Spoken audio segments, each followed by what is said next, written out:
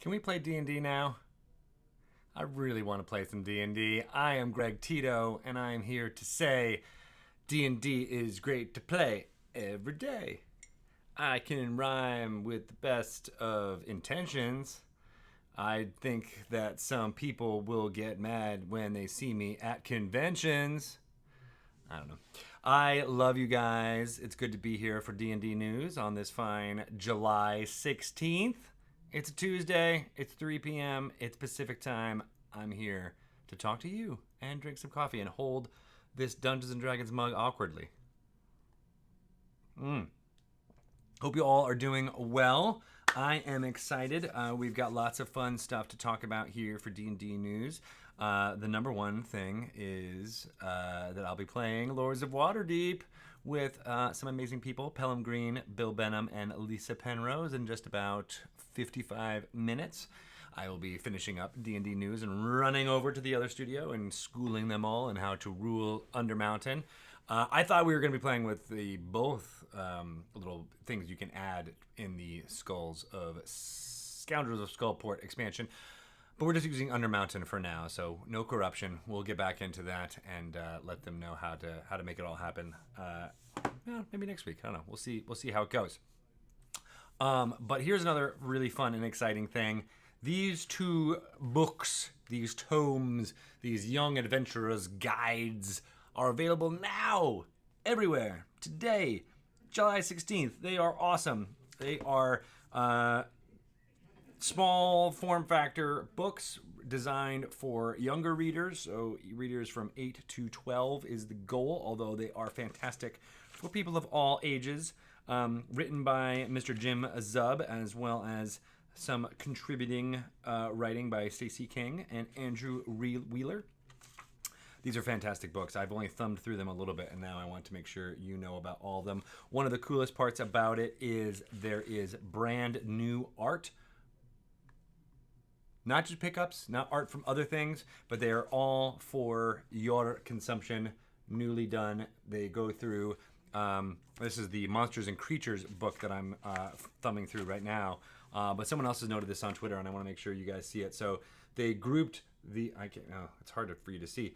They grouped the different monsters that they talk about by location and terrain rather than, as they are in the monster manual, all alphabetically, right? Which I think is really interesting. So they talk about moors, bogs, and boneyards, for example, on page 57. And you have all of the characters and creatures and monsters you might fight in those moors, bogs, and boneyards in the subsequent pages, including a banshee. Hello, banshee. Also, skeleton. Ooh, that is a good looking skeleton, all armored up and ready to go. Vampires. And then actually on the skeleton, this one is actually an encounter. You can use a counter that's written up here, mostly all for role-playing, how you might use this monster in the thing. And I'm going to read this one just because it seems like fun. Again, a cool piece of artwork by, I'm not sure who that's by, but made specifically for this book. Skeleton. It was an easy gig. That's what the Thieves Guild had promised Shandy when she took the assignment. Ride in, grab the goblet, ride back out. Nobody mentioned the curse or the skeletons that came with it. Seems pretty good. Shandy is here, and it's this nice, beautiful read aloud text that you can use as a dungeon master or just frame what's happening for use in your game. These books are just crammed full of the type of reading that I think just appeals to a younger reader, especially, well, even an older reader. It appeals to readers in general, honestly. It's that kind of style, and I'm looking at the Vampire Lord here, where they have, little snippets, right? Like, you can be like, oh, here's factoid. Even just the way that these, I don't know, the glare is horrible, I apologize. But the do this, don't do this type thing that allows just for, quick little easy facts that you could read. You don't have to feel inundated by an entire, wall of text, as sometimes game manuals are wont to do. And then they go into, of course, things about the dragons. Here's the white dragon. I like the size comparisons that are here with every single monster. Very, very cool. Pick them up anywhere that books are sold. Warriors and Weapons and Wizards and Spells are available right now. So this is Monsters and Creatures. Warriors and Weapons is right here, available right now. And then coming this fall is Wizards and Spells, and I think Dungeons and Tombs is coming after that, or I might have that backwards. But these are just the first two of books that are coming out there, and they're fantastic. Great for young readers.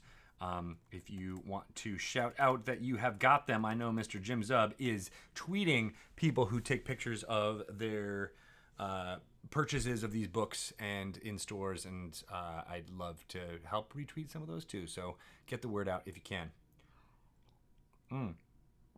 Speaking of getting the word out, July 15th, 2014 was a important date in D&D history.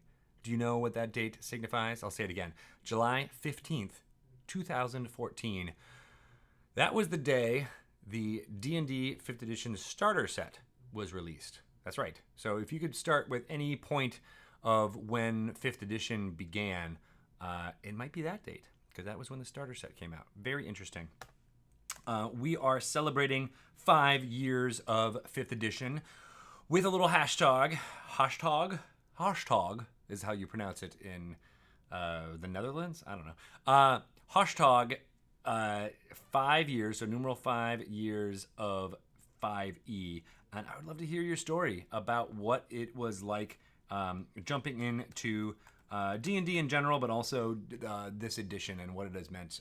We've seen, as you know, of being proponents of watching D&D news for a while, this has been some of the best years ever for getting new people into the hobby. And so we want to highlight stories around that hashtag throughout the entire week on social media, as well as at San Diego Comic-Con this weekend. That's where we will be streaming live from the Bait Boutique shop in the Gaslamp district of San Diego.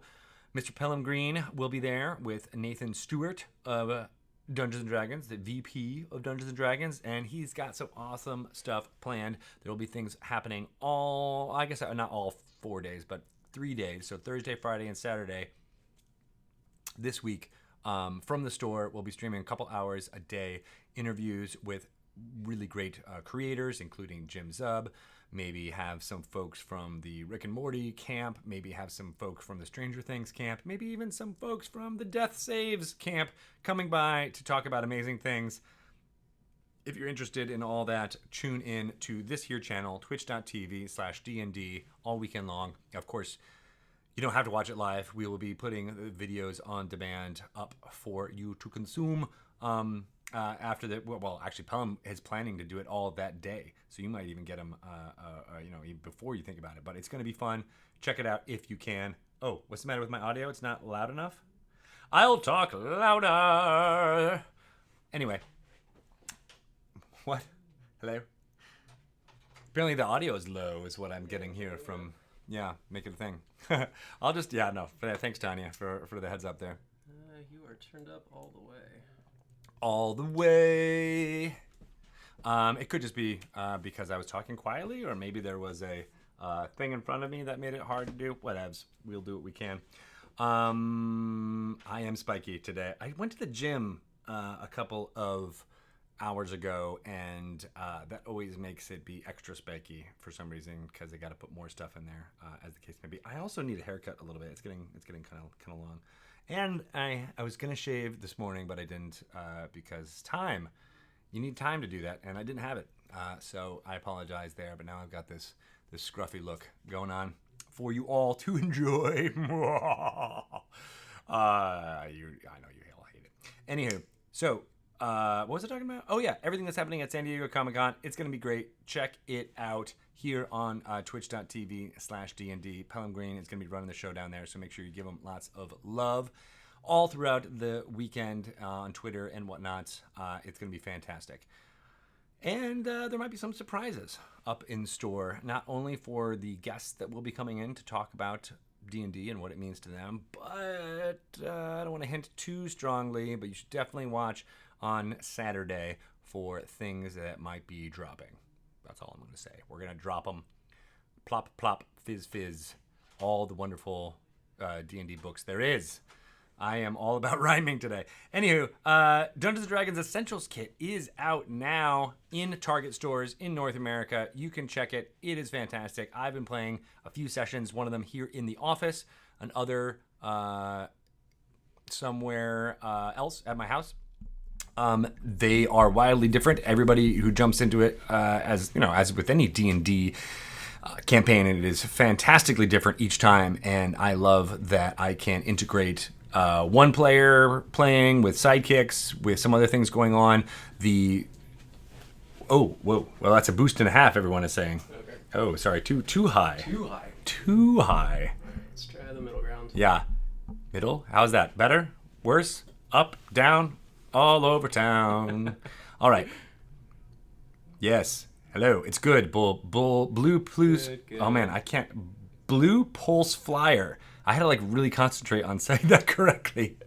Thank you everyone. So using the Essentials Kit to play in with a sidekick or two with one player is really easy. You can drop in and drop out. The framing of the adventure is extremely easy to jump into, but you don't have to take my word for it. You can see what's happening as the press talks about it. So I wanted to highlight a couple of cool things about it, including this article. It's a 50-word review by Mr. Dave Ewalt from Forbes, and I'm going to read the entire thing. This is just the end of it, but I'll read the whole 50-word review because it is not that long. The Dungeons & Dragons Essentials Kit is the perfect introduction to the legendary role-playing game. It includes simplified rules, an adventure, maps, everything you need to start as a player or dungeon master. People often ask me how to get started playing D&D, and now I can tell them this is the best introduction to D&D ever. What? Check that out. That's a pretty good way to talk about the Essentials Kit. I think I'm inclined to agree. It is a very good introduction. They, of course, want to talk about Stranger Things because it is coming out now, and the official tie-in Stranger Things D&D starter set. The game is an integral part of the show and its character. This article is pretty fascinating. I enjoyed reading about the take that IGN had here and how that Stranger Things has been a big part, D&D has been a big part of Stranger Things from the beginning. And this article is, of course, written by my friend Kelly Knox, who has written for many outlets before, and I love the whole investigation about what this means, what Stranger Things 3 specifically, but the whole series means for D&D players out there. I won't spoil anything else. There's definitely some spoilers in that article, though. So if you have not seen the newest version of the show, check it out if you can.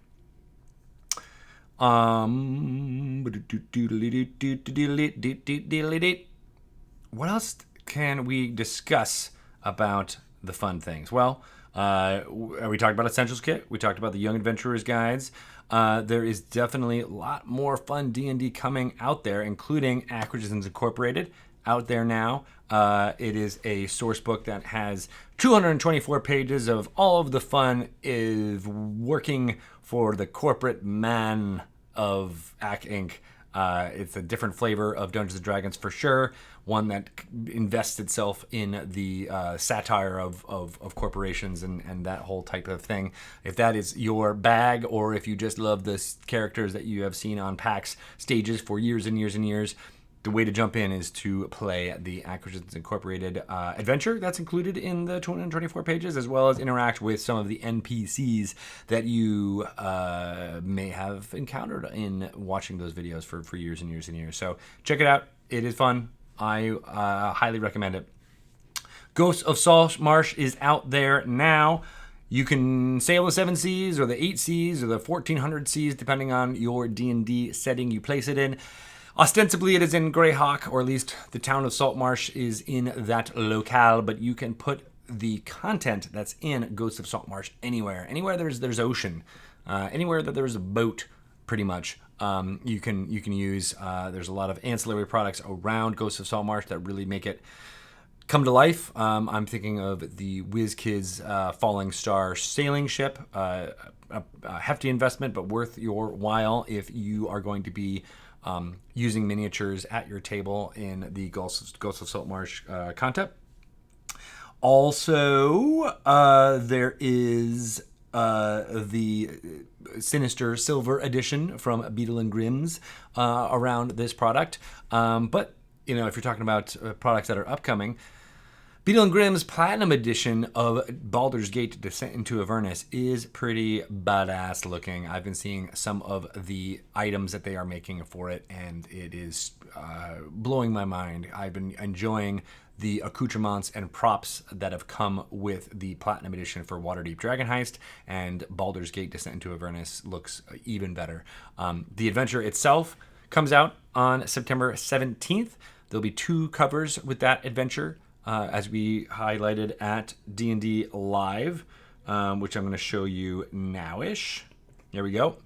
You might have seen these before, but they are worth talking about again and again because I enjoy them thoroughly. Descent into Avernus, you start out in Baldur's Gate, figuring out what's happening in that city. There's a chapter around the city itself and describing all the factions within it, and then you might just end up taking a trip down to the first layer of the plane of the Nine Hells into Avernus and interacting with that character that you see right there on the cover.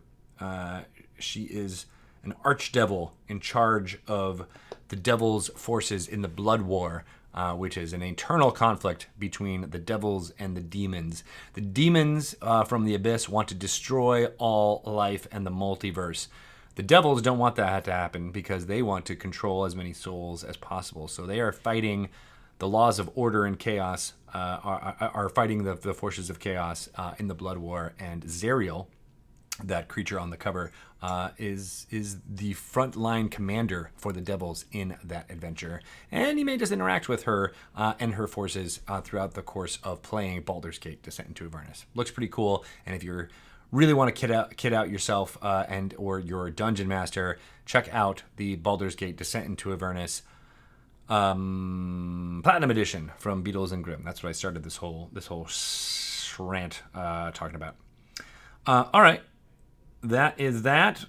We also have some fun things happening, including this expansion for Dungeon Mayhem, a very easy to pick up and fun family game. Dungeon Mayhem. Right now, they're in the base game. There's 4 characters you can play with, 4 decks that you can use, and the Dungeon Mayhem Battle for Baldur's Gate expansion comes out also on September 17th and adds 2 decks, 2 characters. One is Minsk and Boo, as you can see on the right, and the other is Jahira, a shape-shifting druid.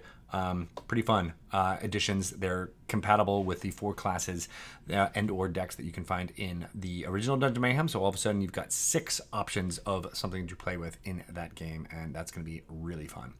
Of course, Embiggened Badger, but Jahira is still around. Or at least, her story is still around. Do stories ever end? Do they ever go away? Well, I guess they would if nobody remembers them, but you all remember Jahira, so there you go. It's all how it works. There is another fun thing about the Eclipse storyline. I said Eclipse. Eclipse was the code name for this storyline. I don't know if you know that. A few people still say it publicly sometimes, so I can spoil that, and it's actually written here on the buttons that I'm pressing for the dice. It says Eclipse Dice. So these are Baldur's Gate Descent into Avernus dice and miscellany. You get these awesome themed colored dice for the adventure. But not only that, you get all of these individual monster cards, complete with encounters that you can have, as well as a map of Avernus. You can see kind of in the background there. It also comes in a very fancy looking box. So those 2 boxes, both the top and the bottom, are felt lined so that you can double them as dice rolling trays. It's a wonderful piece of kit. I saw it at D&D Live and got to play around with it, open it up, and it is fantastic. So if you are interested in increasing your dice collection, I am mispronouncing everything. You should check that out. It's pretty fun. Yeah. All right. Here's some miniatures. Bum, bum, bum. Pretty cool looking. I do like the miniatures. All right, so we talked about all this fun stuff at the stream of Hellish Review, because what we also was the code name for that. But at D&D Live 2019, The Descent, and I have something really fantastic that I want to share. We had been working with a wonderful editor, Mr. Carlos Luna from Rivals of Waterdeep, on creating our D&D Live 2019 The Descent sizzle video. It is basically our way of telling people about what it's like to be at one of these events in 2 minutes. Well, that's a really hard thing to do. Even me describing it can sometimes sound like I'm going on for longer than 2 minutes, but here we try to encapsulate what it was like to be there and include as many folks as we can. And this may not be 100% complete all the way done. We might have some tweaks, but it's good enough that I wanted to show off what it's like, or what it felt like to be at D&D Live back in May. You guys ready? Seeing as this is, July 16th, so almost 2 months to the day after the event. Here, let's check it out. Hey everyone, welcome to The Descent. This is a yearly event where we come together and we stream Dungeons & Dragons and we play Dungeons & Dragons and we learn about new amazing things that are coming out. The main thing that's kind of kicked everything off, which is the announcement of Baldur's Gate Descent into Avernus, brand new adventure. It is D&D meets Mad Max Fury Road. It starts in the city of Baldur's Gate, and from there, you are drawn down into the depths of hell.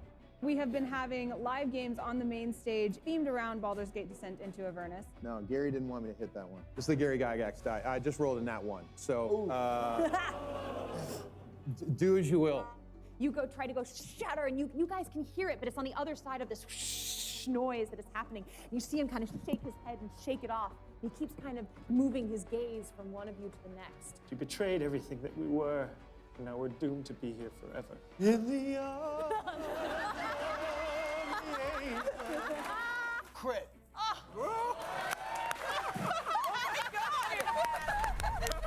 So much work has gone into the set building. Roll20 have this amazing map of like Avernus, a whole ton of different vendors all around here. You can actually meet the people who run these companies. There's an army of people cosplaying to kind of immerse you in feeling like you're in Baldur's Gate. It's a way to kind of immerse yourself in the new adventure, even if you've never played D&D before, or even if you are a very advanced player. The really special thing about this is how welcoming all of our extended family is. Dungeons & Dragons is about spending time with the people you like and meeting new people who are passionate about making stories together. It's been a real pleasure to celebrate this hobby that we all love in an environment where we can all encourage each other. There's never been a better time to start playing D&D. Now is the moment. Welcome to the community.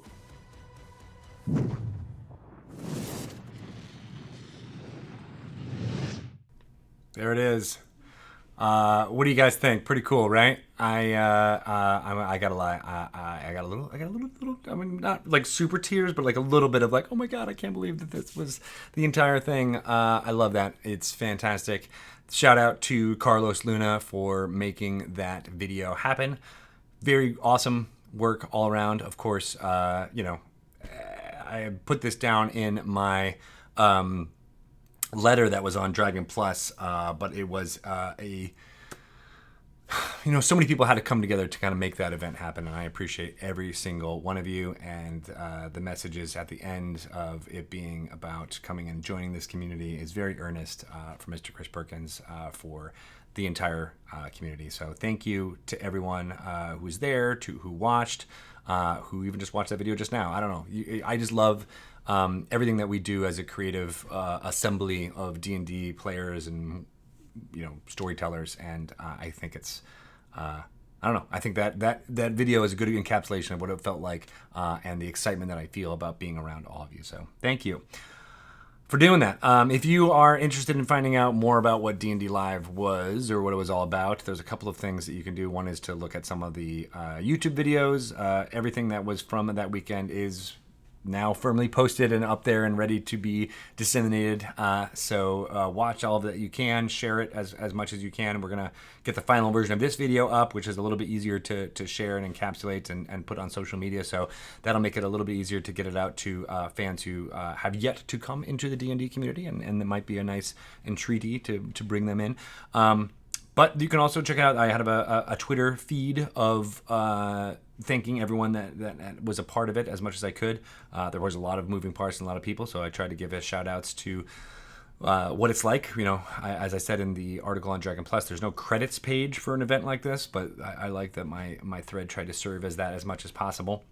As well as just thanking them for all of their contributions in making that event as awesome as it was. And I'm excited about what's going on with Baldur's Gate Descent into Avernus. I think it was showcased very well in that video, and as everybody in here in the chat is talking about, it is making things really come to life. And I can't wait to see the different stories that are told through that new story in Hell. I mean, it's somewhere we've never been, or at least D&D hasn't been for a very long time, and I'm excited to go back and see the stories that all of you tell within it. So that should be pretty cool. I'm just looking here through the chat. Yes, no more all-nighters. Thank you to Fletch33. Thank you, Dustin, for making all of the Arkan cosplay. Oh, that's one thing that's not in there. I didn't really see Arkan or the cosplay that you made within that video. I might try to get that in there just to make sure we have it. But please, no more all-nighters. For sure. All right, so not to make this all about video time, but it is time for our D&D Rewind for this week. That is the part of the show where we throw a spotlight on all of the really great role-play moments from this here channel, from twitch.tv/D&D, whether it was super funny, whether it was really great character development. It'll all be shown here in the next D&D Rewind. We are going to get ready in about 30 minutes to play Lords of Waterdeep, so look forward to that in just about 30 minutes. But in the meantime, I will show you some D&D Rewind and come back with some more news for the Adventurers League and Dungeon Masters Guild after that. So here we go with this week's D&D Rewind.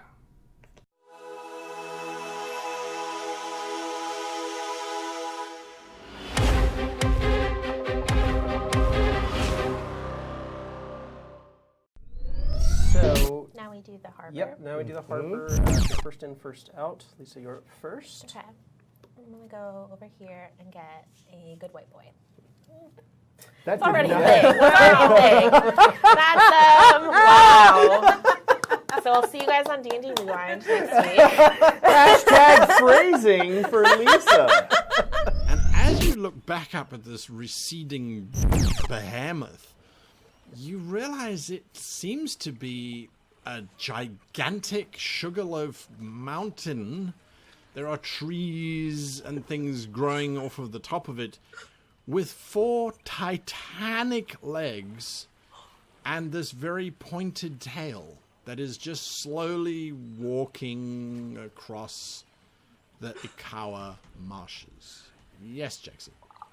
Did you say sugarloaf? Yes, domed. Okay, sorry. For me, The shape, I mean, not the confectionery. Oh, okay, good. I was imagining a 4-legged confectionery. Fantastic. Glad No, I wanted to haven't confirm. gone completely off my rocker. No, sugarloaf is what you use to describe a specific shape of mountain. Sorry, apologies. It's the heat. It's the heat getting to Jagged. swamp It's like- dust. Well, I mean, and then like Winnegar gets that twinge of just like, whoa, like. Yeah.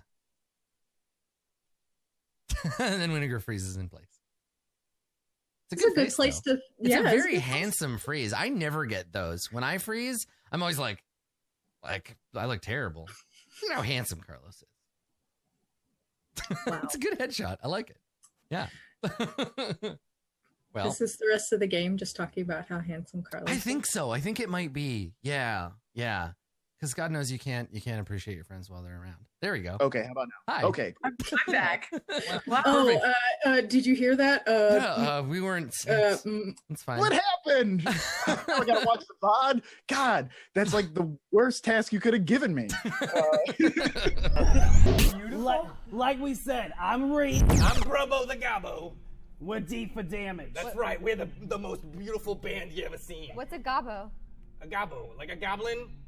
You know, but I'm not. It's I'm a gnome. overlooked. We put on makeup sometimes. We're halflings right now. Oh, we're halflings. Gnomes. We're gnomelings. Gnomes, We're like half yeah. gnome, half halflings. Yeah, no, I got the bit. It's fine. Yeah.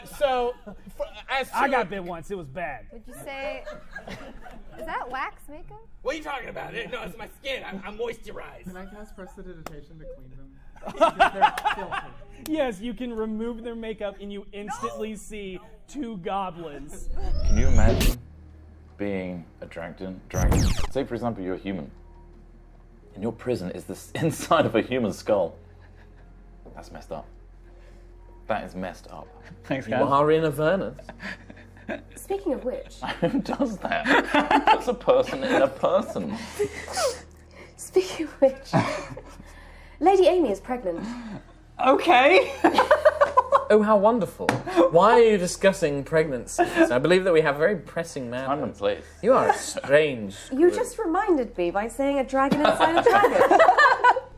There's a whir and a rush, and wind starts moving around, and you see suddenly leaves where leaves shouldn't be in a bar, and you feel all of your ears pop as suddenly King Deapreth appears in all his splendor in the middle of this dingy bar.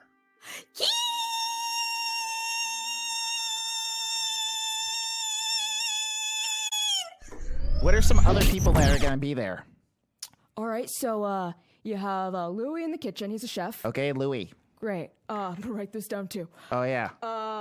Yeah, because you definitely know this. You're definitely not making this No, up. no. As we're having this conversation. Absolutely not. For sure. This is it. So Louis in the kitchen, manning that, and there's also Huey. Dewey. And Kablooey.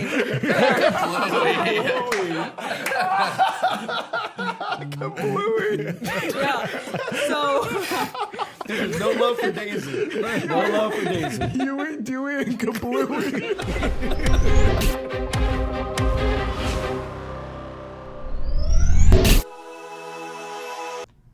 Great stuff all around. Love all of it. Maybe Celise, you will be returning next week to Rivals. Good to see everybody there, though. And I love the D4 being played at the Southern Fried Gaming Expo. I'd never, I haven't heard of that before, but it is awesome. I can't wait to hear more about it next time I see you, Dustin, about how it went. What was it like playing in front of an audience? I bet it was both different and super fun. So I hope you enjoyed it.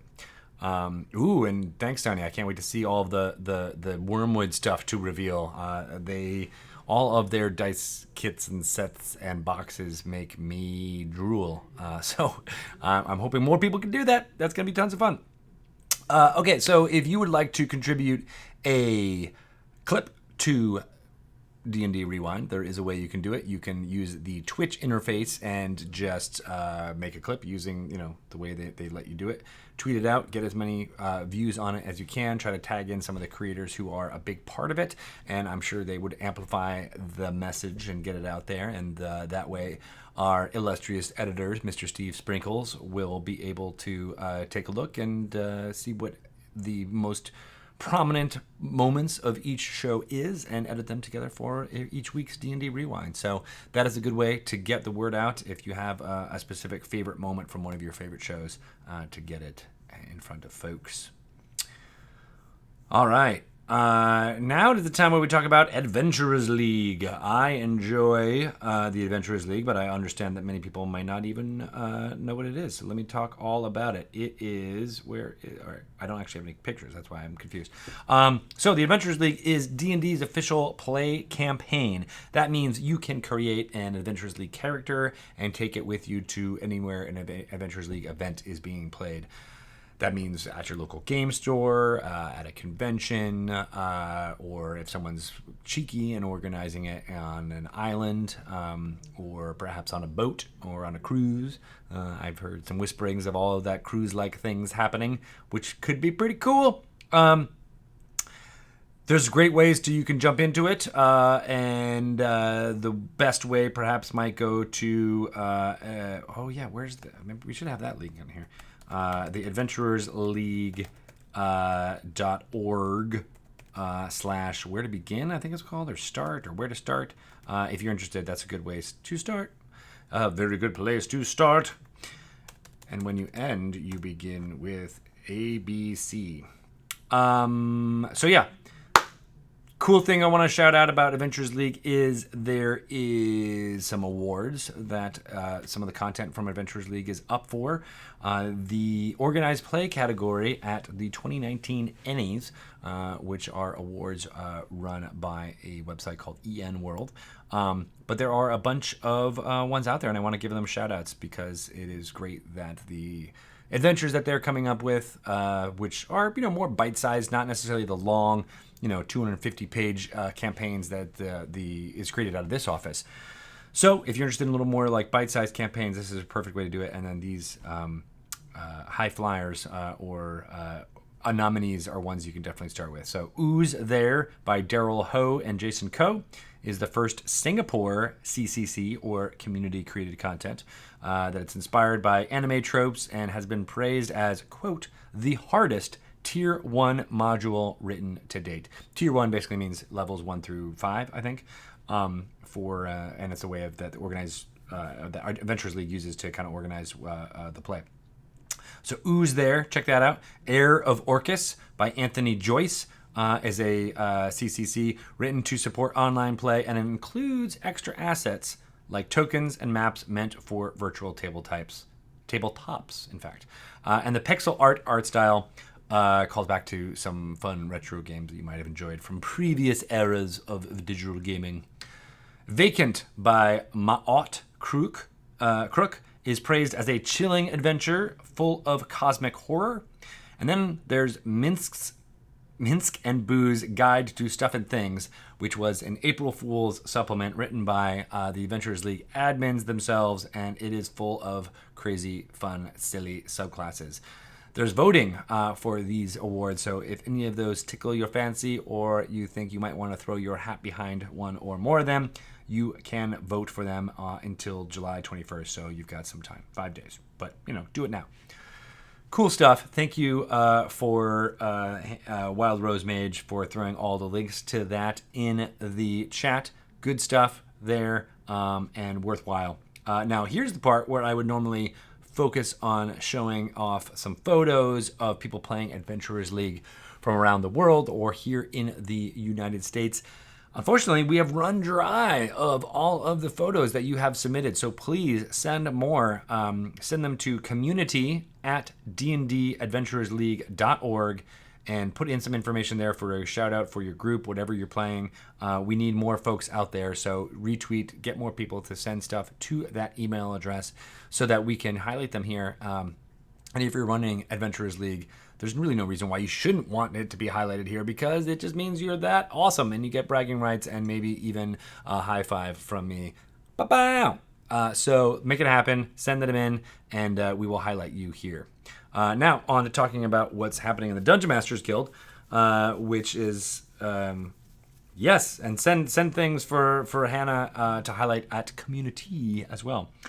What was it doing? Oh yeah, Dungeon Masters Guild. So you might have noticed that many of the links that we put into the chat regarding the Adventurers League were links to dmsguild.com, and that's because that's where we host a large portion, in fact, all of the content that comes out for Adventurers League right now is on Dungeon Masters Guild. In addition, dmsguild.com lets you publish your D&D 5th edition creations as much as you can for fun and for profits. It's the only platform where you can publish adventures and stories and characters that use Wizards IP like Ravenloft, Forgotten Realms, Ravnica, etc.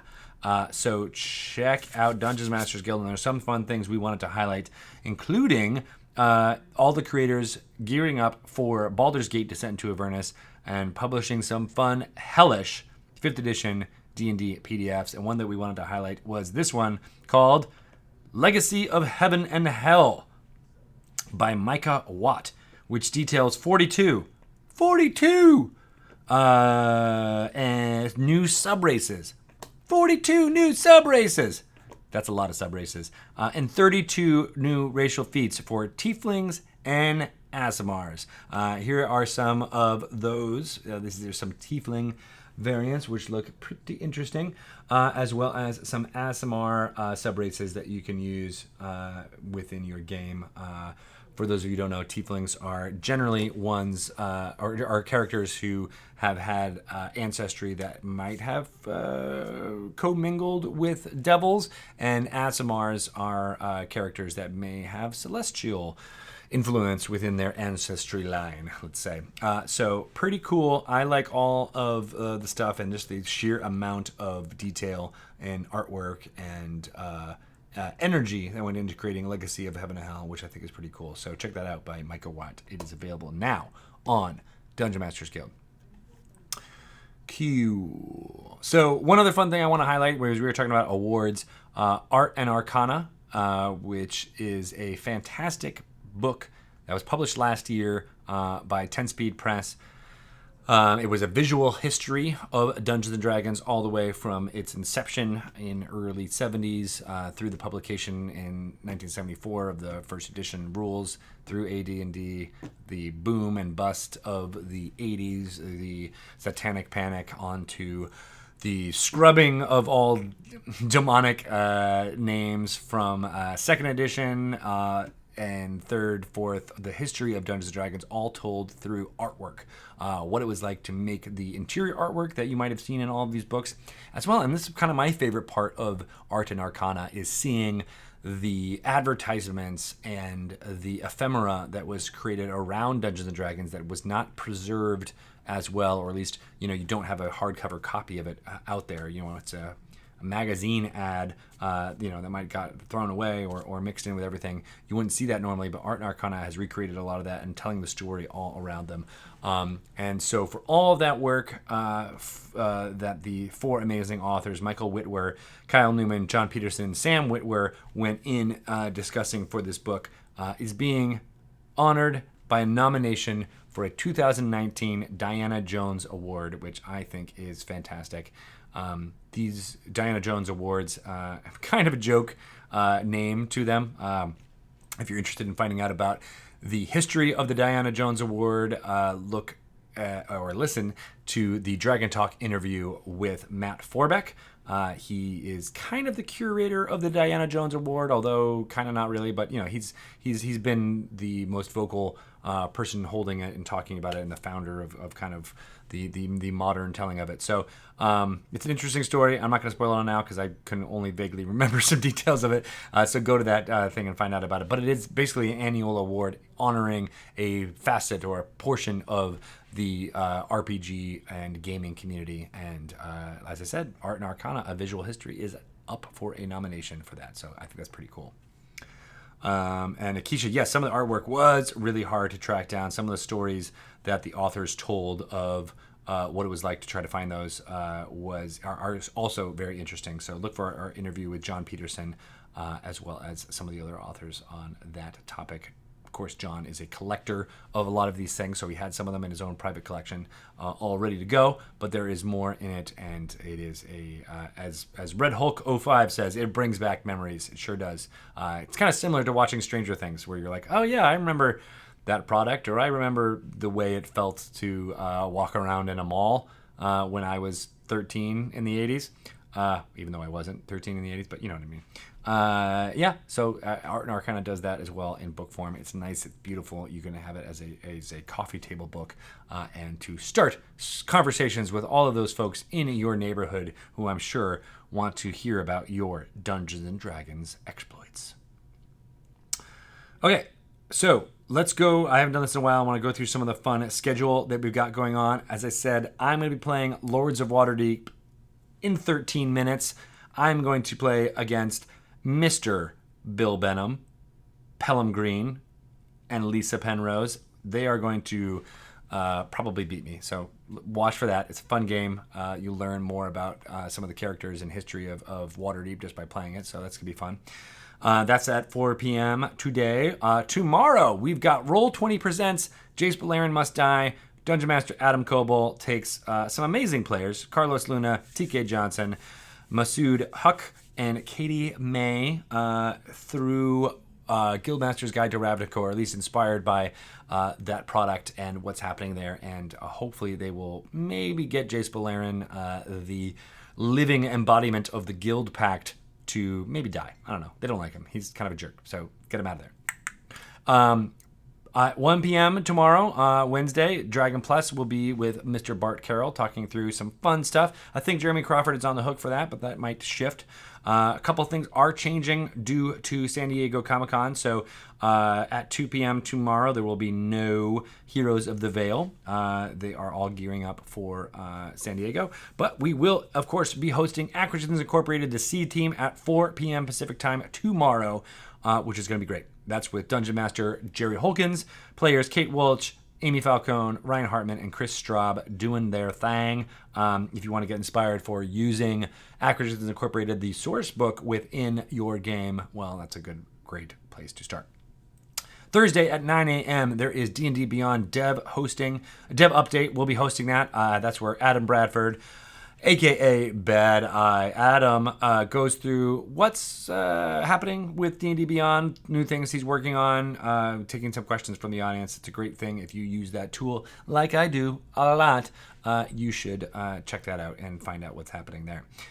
Starting at 12 noon on Thursday, we will be having D&D at Bait, live from San Diego. There will be interviews with Nathan Stewart, newly minted vice president of D&D, talking with various guests. The guests will be a little bit more announced as they come, so follow Wizards_DND on Twitter to find out the latest updates about when all that will be happening. But let it be known, there are some pretty great guests lined up, and it'll be really exciting. So check it out. 3 p.m. we'll have Welch's Game Juice still on, where Kate Welch talks through all of the fun stuff that's happening in her playthrough of Baldur's Gate 2. It's been a long and amazing ride, and I can't wait for her to jump on to new stuff. There might be some codes that you can win of the Baldur's Gate 2 Enhanced Edition if you pay attention and watch Welch's Game Juice tomorrow at 3 p.m. Pacific time. I'm sorry, not tomorrow. Thursday at 3 p.m. Pacific time. And then, of course, we're hosting Critical Role at 7 p.m. So if you want to join the D&D community talking about Critical Role, that's a great place to do it. On Friday, we won't have any Dragon Talk. I am flying out of here. I'm going to Nashville and maybe at the Grand Ole Opry. That's in Nashville, right? Or is that in another place? I don't know. I will not be streaming live, though. That's for sure. We will be streaming live from D&D at Bait, again, 12 to 2 p.m. Look for that. And then there will be no Binwin Plays Idle Champions, also due to San Diego Comic-Con. On Saturday, no Geeks Table, but you can look for 2 p.m. Pacific time to more D&D at Bait. And that's the one, if you're interested in something newish from Dungeons & Dragons, I would pay attention to that one. So check it out. That's also where we'll be hopefully highlighting a lot of 5 years of 5e. That's a hashtag that we would love you to tell your story about what's been the journey for your 5 years of playing 5th edition. It's been, as I said at the top of this, on July 15th, yesterday, it is the 5-year anniversary of the publication of the starter set for D&D 5th edition. So we're just collecting all a bunch of stories, and we'll be talking through those at D&D at Bait. Good stuff happening there. 4 p.m. Pacific time on Saturday is Trece Albes. That's where Dungeon Master Mario Ortegon plays with Derek Ruiz, Morgan Saitarian, Judy Jetset, Michael Ballas, playing in Spanish, which is really fantastic. I love that more and more folks not speaking English are jumping in and playing Dungeons & Dragons, and that's a great way to kind of see how Dungeons & Dragons transcends language to a certain extent. So check that out if you speak Spanish and or you're interested in learning. On Sunday, Rivals of Waterdeep returns. That's where Dungeon Master Serena Marie will be taking Tanya DePass, Sharif Jackson, Cicero Holmes, Carlos Luna, and Brandon Stennis through the further adventures in, well, I guess they're not really in Waterdeep anymore. Check it out. They are amazing as always, and I love seeing all the highlights that they have going on in the D&D Rewind. I love it. Then at 12 noon, High Rollers is Lightfall's Descent. That's where Dungeon Master Mark Humes plays with Kim Richard, Chris Trott, Rhiannon Gower, Katie Morrison, and Tom Hazel. And it's taking high-level adventurers through Avernus in search of the soul contract of a lost comrade. Good stuff. Oh, my bad. I didn't realize we were Rivals of Waterdeep was actually off next week. Sorry, didn't get this updated in time. My bad. Or are you playing? You are playing this weekend, but not the week following that because of Gen Con and Rivals. I'm very confusing. I'm so sorry. If you really want to just follow the real schedule on Wizards_D&D, you'll get all the latest updates. But I'll let you figure it out for reals. So yes, game today, not 2 weeks off. According to Tanya, yes, the 28th and the August 4th will be off. But we got a lot of other stuff going on Sunday too. So it starts with Rivals at 10 a.m. this week, High Rollers at 12, then Realmsmith Whiz Kids, where Jason Azevedo is painting Nolzor's Marvelous miniatures. If you want to jump into figuring out how to paint minis, that's the place to do it.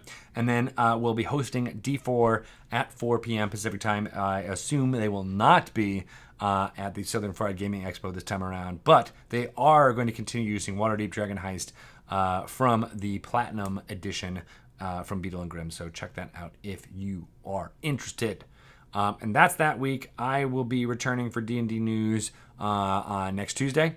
And hopefully I'll be able to play Scoundrels of Skullport in that one as well. We'll see how this next thing goes. We're going to play on Pelham's Hot Mess in just about 5 minutes. We're going to start playing Lords of Waterdeep using the Undermountain expansion.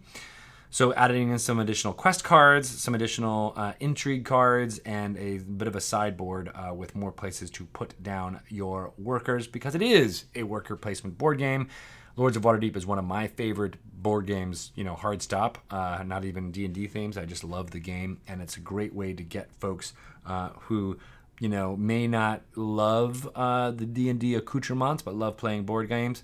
The reason why I say that is my wife, doesn't really love fantasy, but she loves playing Lords of Waterdeep, and the completionist kind of idea of like, oh, here's this quest, I need these resources to make it happen, and that gameplay loop has been extremely satisfying, and even all the wrapper of it being around Dungeons and Dragons, it's getting into her brain pan. I think she's going to start playing more and more and more.